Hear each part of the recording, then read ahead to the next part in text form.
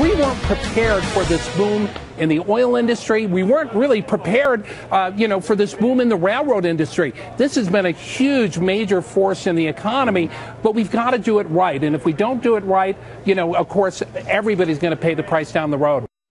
That was energy analyst Phil Flynn talking to us last week about the benefits of shipping oil by rail. And now we're taking a look at oil pipelines in this country, and the long stalemate over the Keystone Pipeline. Canada is calling on the United States to move forward with construction. Within the last year or so, we saw several train derailments and explosions involving crude, 2 in Canada, including 1 in Quebec that killed 47 people, 2 others in rural areas of our country where no injuries were reported. And although statistics show moving oil by rail is indeed quite safe, these dramatic derailments are raising some new questions about whether or not it's time to start relying more on pipelines. Is Keystone the right way to go now?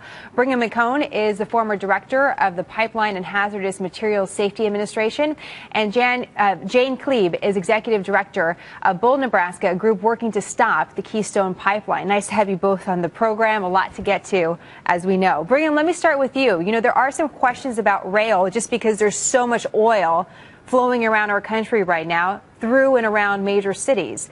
The question with the pipeline is that there would be so much more oil flowing than there is on rail right now that could be dangerous. What do you think about that? Good afternoon, Jenna. First of all, it's not dangerous at all. We have 2.6 million miles of pipeline in this country, transporting 2/3 of all the energy products we use.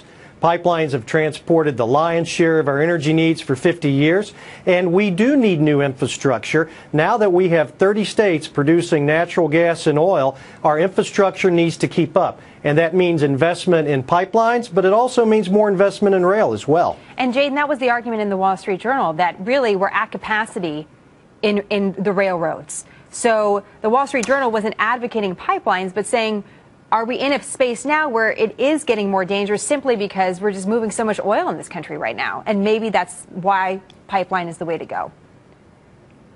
Well, there is actually a third option, which is to diversify our energy source and actually rely on safer sources of energy like wind, solar, and biofuels. And so there is a third option. But on the rail versus pipeline debate, especially around Keystone XL, rail is not going to take away bringing tar sands through our country. And rail is certainly not transporting tar sands right now at the level that the Keystone XL pipeline would. And so it's a false argument for TransCanada and the other tar sands advocates to say that if it doesn't go by pipeline, it's going to go by rail, because that's just not the reality. It takes a lot more infrastructure. It takes heated rail cars because tar sands is so thick, and there's a real risk. And I will say, when families face an oil spill, whether it's by train or by pipeline, they don't care whether it was by train or by pipeline. They care that their family's now facing cleaning up a spill that could last for decades on their land. Well, and Brigham, that is the question. Now we're hearing, according to reports, that TransCanada is looking potentially to use rail, that they're not going to be stopped by the Keystone Pipeline. They need to get that oil to the refineries in the southern parts of the United States. So they're trying to figure out other ways regardless. Well, and I think that's where the difference of opinion comes in. People are mixing up energy policy with transportation policy. The fact is that this oil is coming out of the ground. We're seeing it because we're seeing it on vessels, we're seeing it in tank cars, we're seeing it on trucks. So this fallacy that the oil isn't going to get to market simply isn't true. From a public policy perspective, therefore, it's up to us to make sure we have the most efficient and reliable transportation system in the world to get it from point A to B. Because, look, I think all of us would like to reduce our reliance on hydrocarbons and fossil fuels. That's not the debate. The debate is, though, we have a hydrocarbon-based economy, and even according to the Obama administration statistics, renewables aren't going to be able to displace hydrocarbons in the next 10, 20, 30 years. So wishing for something to be so doesn't make it true. Go ahead, Jane. But let's also be clear. I mean, TransCanada is a pipeline company. They're not a rail company. They're not even an oil company. And so this empty threat that if they don't get their pipeline, they're going to put it by rail and put it through our communities is just false. It's a lie. It's just how, like, they mislead landowners here in Nebraska. They're misleading the American public with yet another false talking point. The reality is Nebraskans in particular don't want tar sands. Landowners that are watching this TV show right now have been offered $80,000, $70,000, $100,000 signing bonuses. They're still saying no because we don't want to carry that risk. And TransCanada and all the tar sands companies are on the record with saying if they don't get this pipeline, tar sands will slow down. You know that's true. Canada knows that's true. That's why they're spending millions and millions of dollars trying to get this pipeline approved so they can get their product to the export market. This is not about helping gas prices. This is not about making America energy secure. This is about providing a bailout for Canada, and we're not standing for it. That's a good question, Brigham. Is it just about this one company with this one argument? No, it's not. Look, there are dozens of companies that are utilizing the tar sands right now. The fact is we are getting 4.5 million barrels of Canadian crude each and every day. Keystone is already built. Keystone XL is 852 miles, delivering a little over 400,000 barrels.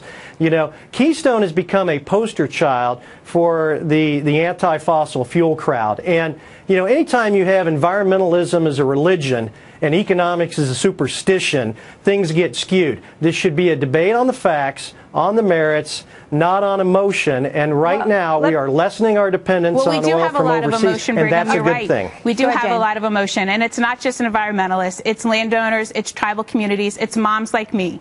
And we are emotional about this because it's about protecting our land and water that's been in generations' hands, that's been in the hands of farmers and ranchers for generations. Jane, let me and we're just not going to let a foreign corporation use eminent domain to take that away from us. Let me just ask you a final question, Jane, since I started with Brigham.